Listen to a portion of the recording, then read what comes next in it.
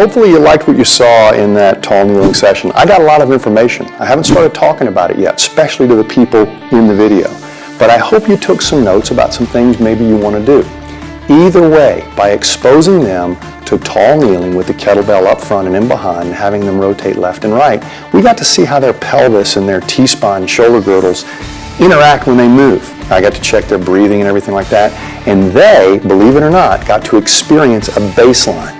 They got to see if they've got a difficult side or a side that feels a little stiff or hard to breathe. Now we're going into half kneeling. And this is our opportunity to take one leg out of the mix and really amplify maybe restrictions seen in the ankle and the hip while still on a stable pelvis. This is very important because as we go into these motions, we can see other problems as well. But the same rule applies. We can critique what they're doing in our head, but if we voice it and don't use their breath or their integrity to fix it, we've got a problem. What I want to do is run through the half kneeling. I want you to jot those things down.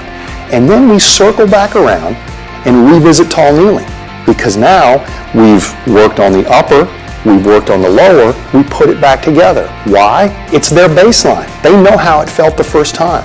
And we're not just trying to create an exercise here, we're trying to create an experience that's going to help you dial in your warm-up so you know where to work and what to work on and how to control it. Remember, every time I get them to fix what they're doing, it's with their breath or telling them not to go quite so far.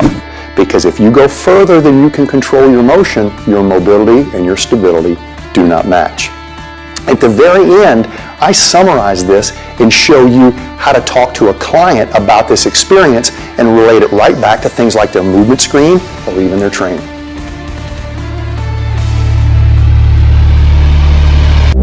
Now, I've already gotten your hips more than you think, but mostly I've been focused on your core, your T-spine, and your breathing. Breathing is still job one, but now I'm going to basically introduce you to how different each of your legs are. So, you're already here. You're in sort of that triangle position I gave you. Here's what I want you to do. If you're okay with the kettlebell behind, that's going to be more challenging. Go ahead and put it behind. If you prefer it up front, it works either way. So take it to a challenging point, but if any time it's too challenging, you come back through to front. So if you want to stay front, if you want to go back, go ahead and do that now. All right? So that's the position you're going to go to. Now, before we go there, let me just show you a classy way to transition this. If I'm going to bring this foot up, I bring my kettlebell to this side of the body. I put all the weight over here and watch what happens. With all the weight over here, I put that leg up. So go ahead and switch the kettlebell off the side and let's go left foot up first. Good, and that was a much easier transition than trying to hold it in center. Now, bring it back to where it's supposed to be. Now, one of the things I want you to understand is this leg doesn't get to swing out. This leg is laterally rotated. So that means the foot's still in the center, the knee's still out. This foot perpendicular to this leg. So if I drew a line, it would form a 90-degree angle right there, a perfect L, whether holding front or back. Now, the one thing I want you to be aware of, don't dump the knee in. If anything, I should be able to see my foot on the inside of my knee, not the outside of my knee, okay? Having said that, choke up on the ankle just a bit. Good. Now, with the chest up and the kettlebell down, go ahead and cycle it down, lean in to that ankle, okay? Heel's got to stay down and look down and see. Can you see foot on the inside of your knee without bending your head so much? Look. I should be able to see it right there. So put that head back in the center and just keep that knee out. That's the goal of this thing, keep that knee out. Get into that. Now, 2 breaths on that ankle stretch. Get in, don't lean too far, torso's up. Look down, see if you see that foot, get into that ankle. Really good. Now, we're going to bias the hip. We just choked up on that ankle. Now, setting that ankle out beyond 90 degrees, whoa, I'm getting it in the groin right now. So go ahead and look for that, get into that, give me a couple of breaths down there. Same deal. Good. Doesn't matter which groin you should feel it in. Now listen, the one thing people always want to say to me when I'm doing this is, Gray, where should I feel this? I don't know. What's your favorite ice cream? I don't know what your favorite ice cream is, and I don't know where you're going to feel this, but I know if I set it up right, you're probably going to feel it in either groin right here. When you're turning, you're probably going to feel an oblique cramp, and when your ankle's choked up, you're probably going to feel a little soleus stretch or maybe something in the glute. Having said that, feel it where you feel it, breathe through. There's no set answer to this. Get through it. Your number one job, tell me about your difficulty. Tell me if your sides are different, okay? So now that you've explored the hip and ankle on this side, offset the kettlebell to the side of the knee that's down, get all your weight over here, bring that leg back to tall kneeling, swing the weight around, stick that half kneel. Good. Get in position. Remember where the foot goes. Give me that 90 degrees to the knee. So open, good. Turn that foot in. Swing that foot in. This hip right here, other way. Even more. Even more. That's where it would be if you were in tall kneeling, okay? So now you can reposition that foot forward. Slide it forward to me. I think it'll be easy. There you go. Good. And I'm trying to get that perpendicular. So there, that's perfect. Now you're good. Okay. Choke up on the ankle.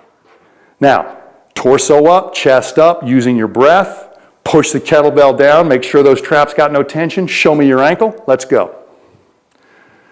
Good. Get into that ankle. Keep that heel down. Set that knee out. Remember, it doesn't matter where you feel it. As long as it's not painful, you get an appraisal between your left and right side. They're either different or they're similar. They're either difficult or you can handle it and you won't die.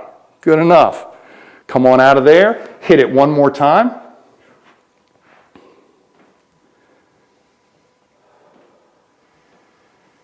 Good. Come back out of there. Now, slide that foot out. Now we're going to bias the groin. Some people get it on the out leg. Some people get it on the down leg. It doesn't matter. Go ahead into it, but make sure you can see that foot with a good head position on the inside of your knee, not the outside. All right, I'm seeing you work that foot out a little bit, so come back to the center. Bring that foot in a little bit. What I'm doing is laterally rotating that hip. There you go. Hit it again. Good enough. Is there a difference between those legs? Now, one of the things, I'm not going to make you guys do it, but after cycling through the half kneeling, if you go back to tall kneeling, that then supercharges tall kneeling and gets you even further. So sometimes finishing with a tall kneel is a great way to go. To give you an example of how I'm going to get inside their heads with just something as simple as that session, you weren't able to put the kettlebell back behind you for some of those turns. It was difficult. But not because you got a flexibility problem. When we put you up on one leg, you were all over that hip, you were covering that hip. The reason you didn't like that kettlebell behind you is that was actually putting a lot of stress on your core. You were really having to use a layer of your abdominals that you're probably not using as much as you should. I didn't know your movement screen going into this, but I quickly guessed you got a 1 on the push-up, right? All right, you're an athlete, you got strong extremities. The weak link's gonna be in your core. You've been swimming a lot and stuff like that. So that right there, that plank that you've been trying to avoid forever, I'm gonna make you face the dragon because that's the only hole in what you're doing. Your mobility looked good. I did notice you're dumping your shoulders just a little bit forward. So doing half Turkish get-ups to complement this on days you're not doing this are awesome. As soon as you get your turns and stuff and you're behind, you may actually wanna hold one arm behind and maybe put something overhead or do something like that. But a little bit better posture upper body, I think, is gonna be the result of your core. As soon as your core's doing it, you'll be able to dump those shoulders back and you'll be fine. But I didn't see any mobility problems. When you got to the edge, it was just because you couldn't stabilize there anymore. But you had mobility problems. I don't think there's any problem with your push-up on the FMS, but I'm sure you're probably not 3s on some of the mobility moves, but you don't really need to be. You just don't need to be lower than 2s. When we started getting into that hip, man, that knee was just dumping in. We see that knee dump in exercise all the time, and we tell people, no, stick your knee out. If they could, they would. All right? So this is a great place to confront that. It's not a complicated pattern, but it's a complicated posture to hold. But postures are much easier than patterns. There's less moving parts, so we can focus on our breath better.